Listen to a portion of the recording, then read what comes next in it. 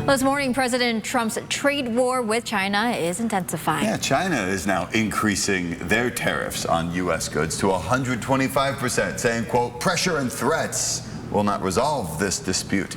The move comes after the White House clarified that China actually now faces a 145% tariff. That includes the 125% number that President Trump announced Wednesday and the 20% tax he imposed earlier this year to fight fentanyl trafficking. Despite this, President Trump says he's still hoping to secure a deal with Beijing, saying they would, quote, end up working something out that's very good for both countries. As for the pause on higher tariff rates announced last week, Trump says they will return if he cannot reach a deal with trading partners. Overnight trading saw European stocks get off to a positive start, but a lot of Asian markets are down right now because of tariff uncertainty. And less than 24 hours ago, we saw Wall Street stocks take another tumble due to the mounting economic impact of Trump's tariffs. ABC 10 reporter Moses Small joining us live in studio this morning. Moses, the markets have been up and down, really affecting a lot of people's retirements and then also increasing concerns for a recession.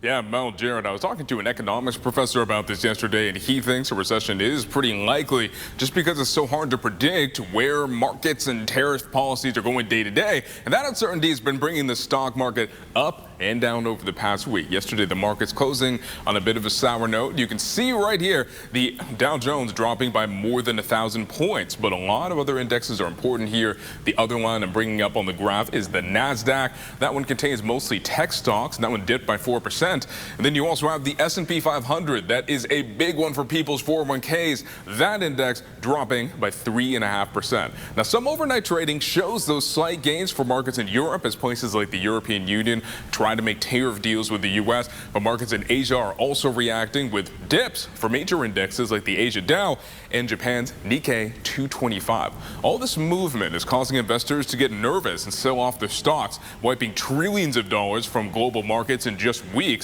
Stephen Conroy is an economics professor at USD. He says the economy suffers if tariffs cause higher prices and volatility since people are too worried to go out and make the everyday purchases that keep the economy moving.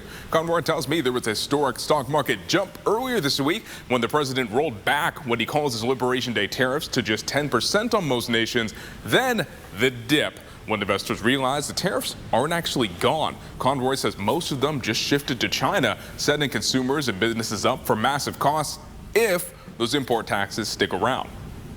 The tariffs aren't off or on pause.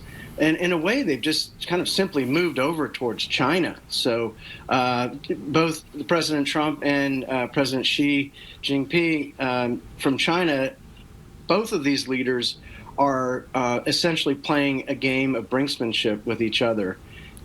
Conroy says tariffs aren't the only problem for the stock market right now because cuts by the Department of Government Efficiency could make millions of federal workers stop spending because they're scared for their job security, making it even harder for the economy to rebound. With changes coming by the hour and coming by the day, experts predict another volatile day of trading when markets open within the hour. In studio, Moses Small, ABC 10 News.